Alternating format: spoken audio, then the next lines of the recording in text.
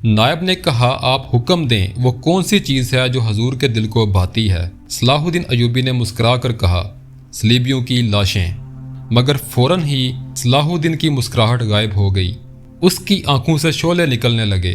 उसने धीमी आवाज में, जिसमें कहर और अताब छुपा हुआ था, कहा, मुसलमान की जिंदगी फूलों की सीज नहीं।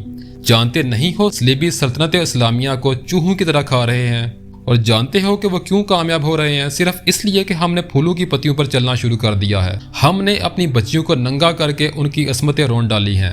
मेरी नज़रें फ़लस्तीन पर लगी हुई हैं। तुम मेरी राह में फूल बिछाकर मिस्र से भी इस्लाम का परचम उतरवा देना चाहते हो।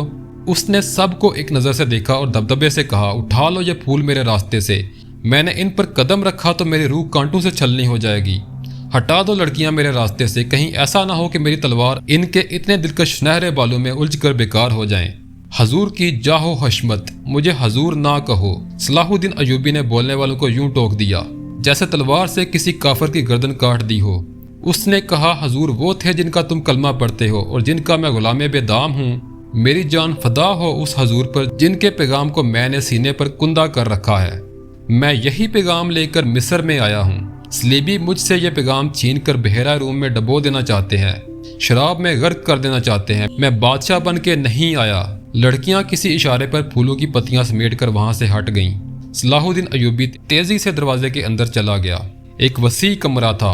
उसमें एक लंबी मेज रखी थी जिस पर रंगारंग फूल बिखरे हुए थे और उनके दरमियान रोस्ट किए हुए बकरों के बड़े बड़े टुकड़े, साला मुर्ग और जाने कैसे कैसे खाने सजे हुए थे। सलाहुद्दीन अयूबी रुक गया और अपने नायब से पूछा, क्या मिस्र का हर एक बशिंदा इसी किस्म का खाना खाता है?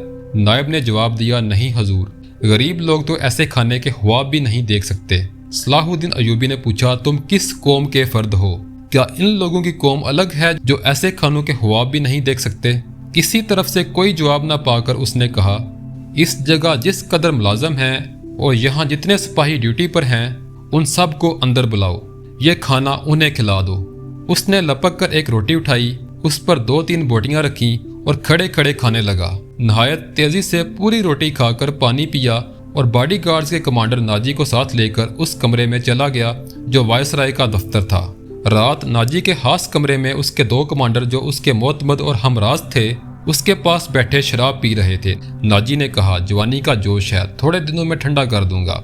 कम वक्त जो भी बात करता है कहता है, रब्बे काबा की कसम, सलीबियों को सल्तनत इस्लामिया से बाहर निकाल कर दम लूंगा। एक कमांडर ने तंजिया कहा, सलाहुद्दीन अयूबी इतना भी नहीं जानता कि सल्तनत इस्लामिया का दम निकल चुका है, अब सूडानी हुकूमत करेंगे। क्या आपने उसे बताया नहीं कि यह 50,000 का लश्कर सूडानी है? दूसरे कमांडर ने नाजी से पूछा। ये लश्कर जिसे वो अपनी फौज समझता है सलीबियों के खिलाफ नहीं लड़ेगी। नाजी ने कहा, तुम्हारा दिमाग ठिकाने है। मैं उससे यह यकीन दिला आया हूँ कि यह 50,000 सूडानी शेर उसके इशारे पर सलीबियों के परहच्चे उड़ा देंगे।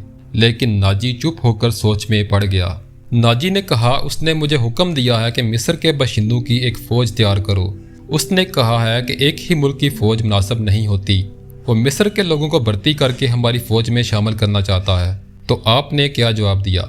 मैंने कहा कि आपके हुक्म की तमील होगी, मगर मैं ऐसे हुक्म की तमील नहीं करूँगा। औरोश ने पूछा, मजाज का कैसा है? नाजी ने जवाब दिया, ज़िद का पक्का मालूम होता है। दूसरे कमांडर ने कहा, आपकी दानिश और तजुर्बे के सामने वो कुछ भी नहीं लगता। नया नया अमीर मिस्र बनकर आया है, कुछ रोज़ ये नशा तारी रहेगा। नाजी ने कहा, मैं ये नशा उतरने नहीं दूंगा, उससे इसी नशे में बदमस्त करके मारूंगा। बहुत देर तक ये तीनों सलाहुद्दीन अयूबी के खिलाफ बातें करते रहे और इस मसले पर गौर करते रहे कि अगर सलाहुद्दीन अयूबी ने नाजी की बेताज बादशाही के लिए खतरा पैदा कर दिया तो वो क्या कार्रवाई करेंगे। उधर सलाहुद्दीन अयूबी अपने नायबीन को सामने बिठाए ये जहन नशीन करा रहा था कि वह हुकूमत नहीं करने आया और ना किसी को हुकूमत करने देगा। उसने उन्हें कहा कि उसे जंगी ताकत की ज़रूरत है और उसने ये भी कहा कि उसे यहाँ का फौजी ढांचा बिल्कुल पसंद नहीं। 50,000 बॉडीगार्ड सूडानी हैं। हमें हर हिस्से के बाशिंदों को यह हक देना है कि वो हमारी फ़ौज में आएँ और अपने जौहर दिखाएं और माले गनीमत में से अपना हिस्सा वसूल करें।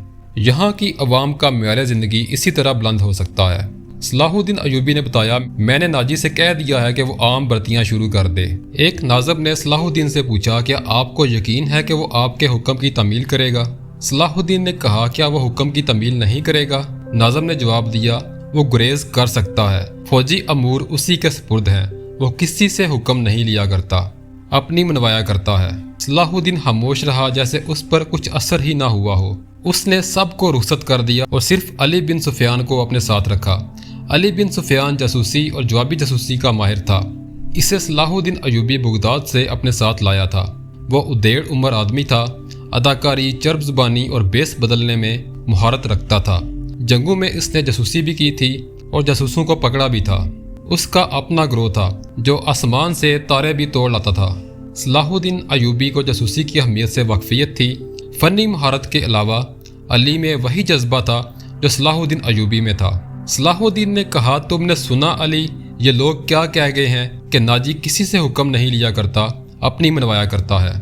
علی نے جواب دیا، ہاں میں نے سن لیا ہے۔ اگر میں چہرے پہچاننے میں غلطی نہیں کرتا تو میری رائے میں باڈی گارڈز کا یہ کمانڈر جس کا نام ناجی ہے، ناپاک ذہنیت کا انسان ہے۔ اس کے متعلق میں پہلے سے بھی کچھ جانتا ہوں۔ یہ فوج جو ہمارے خزانے سے تنخواہ لیتی ہے دراصل ناجی کی ذاتی فوج ہے۔ اس نے حکومتی حلقوں میں ایسی سازشیں کی ہیں جنہوں نے انتظامی ڈھانچے کو بے حد کمزور کر دیا ہے۔ آپ کا یہ فیصلہ بالکل بجا ہے کہ فوج میں یہاں کے ہر خطے کے سپاہی ہونے چاہیے۔ میں آپ کو تفصیلی معلومات فراہم کروں گا۔ مجھے شک ہے کہ سوڈانی فوج ناجی کی وفادار ہے، ہماری نہیں۔ آپ کو اس فوج کی ترتیب اور تنظیم بدلنی پڑے گی یا ناجی کو سبکدوش کرنا پڑے گا۔ صلاح الدین ایوبی نے کہا، میں اپنے صفوں میں ہی اپنے دشمن پیدا نہیں کرنا چاہتا۔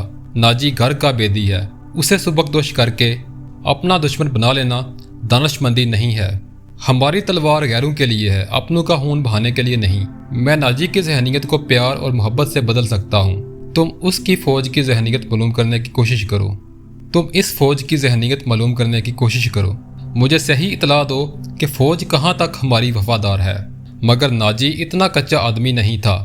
اس کی ذہنیت پیار اور محبت کے بکھیڑوں سے آزاد تھی۔ اگر اسے پیار تھا تو اپنے اقتدار اور شیطانیت کے ساتھ تھا۔